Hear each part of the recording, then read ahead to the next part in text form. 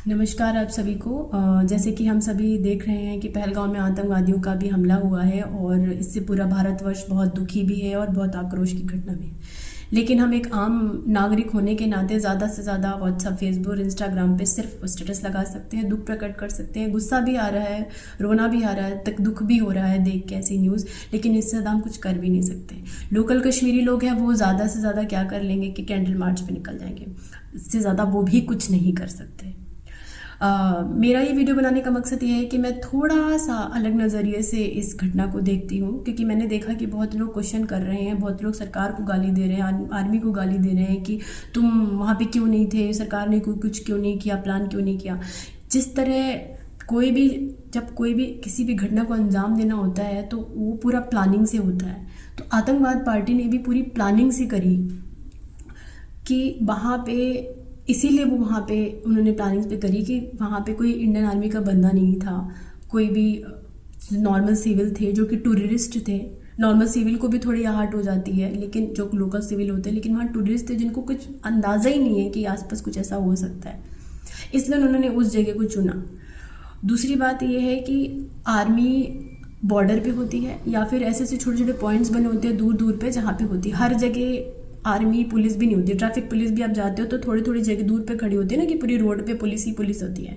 तो उस रोड पे कुछ अगर ऐसा हो जाएगा तो उस पुलिस को आने में थोड़ा टाइम लगेगा ना, ट्रैफिक पुलिस को। तो that is something you have to जज। Indian army can not be available everywhere, right. अगर वहाँ पे होती तो ऐसा कुछ होता ही ना, वो जिंदा जा ही नहीं पाती, क्योंकि उनकी औकात ही नहीं है कि इंडियन आर्मी जहाँ पे है वो इस घटना को काम अंजाम दे सके।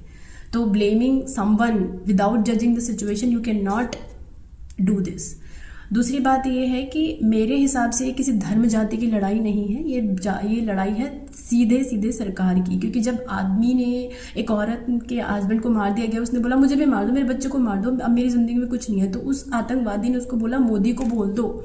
सिंपल सी बात है कि वो दिमाग से ही सेट है कि उनका इतना गुस्सा मोदी सरकार और सरकार पे है, इस समय की भारत सरकार पे जो बनी हुई उस पर है, कि भाई जाके अपने मोदी को बोलो, जाओ कि जो करना है कर ले, बचा ले तुमको, ऐसा टाइप का उन्होंने मतलब बोलने को बोला कि जाओ मोदी को बोल देना, इसलिए उसको जिंदा छोड़ दिया।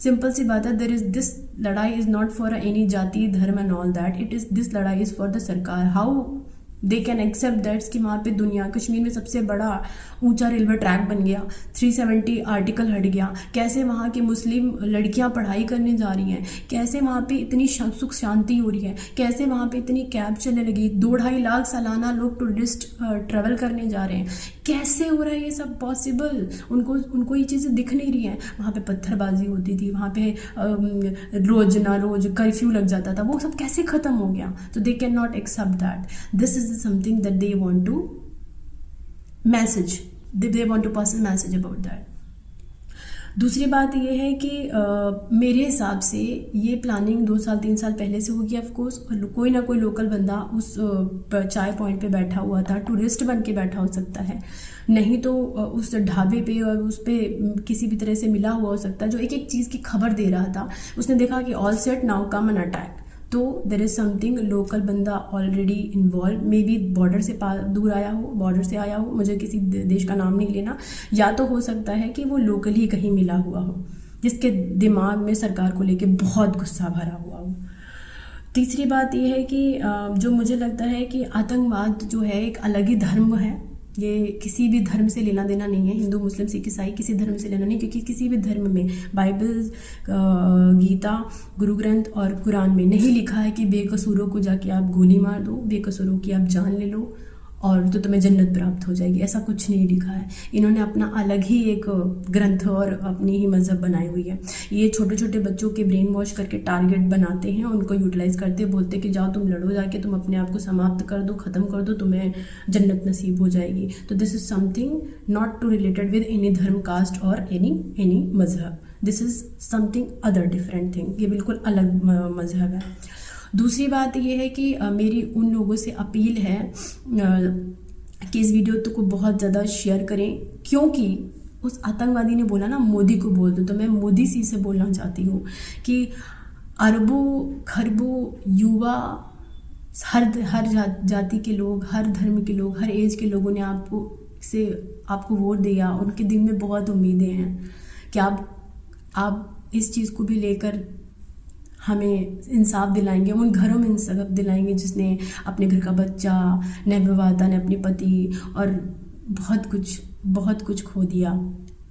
और हमारा ये राइट है एज अ भारतवर्ष में पैदा होने का कि हम कहीं भी जाके किसी भी खुले आम जा सकें और अपने भारत के अलग अलग कल्चर्स को, अलग अलग लोगों से मिलकर एक्सप्लोर कर सकें, क्योंकि हम ऐसी जगह पैदा हुए हैं, भगवान ने हमें ऐसी जगह पैदा किया है कि हम इतने सारे कल्चर की भूमि में पैदा हुए हैं।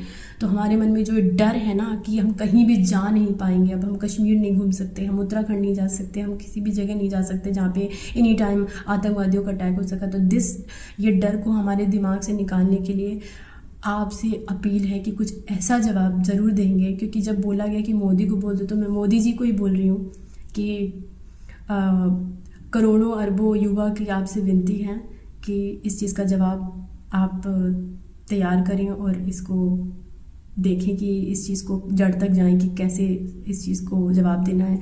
हम उन लोगों की ज़िंदगी वापस नहीं ला सकते जो इस दुनिया में अब नहीं रहे, लेकिन हम इस चीज़ का जवाब देकर इसको उन करोड़ों लोगों को जवाब दे सकते हैं जो आप पे आज हमारी सरकार पर क्वेश्चन रेज कर रहे हैं। तो बस इतना ही कहना चाहूँगी इस वीडियो के माध्यम से। अभी मैं इस वीडियो को ख़त्म कर रही हूँ और उम्मीद है कि मैंने कुछ ऐसा नहीं बोला होगा कि जिससे किसी भी धर्म जाति को बहुत कोई दिक्कत हो या फिर किसी को कुछ भी दुख हुआ हो इस वीडियो के माध्यम से। तो आप सभी को धन्यवाद। जय हिंद, जय भारत।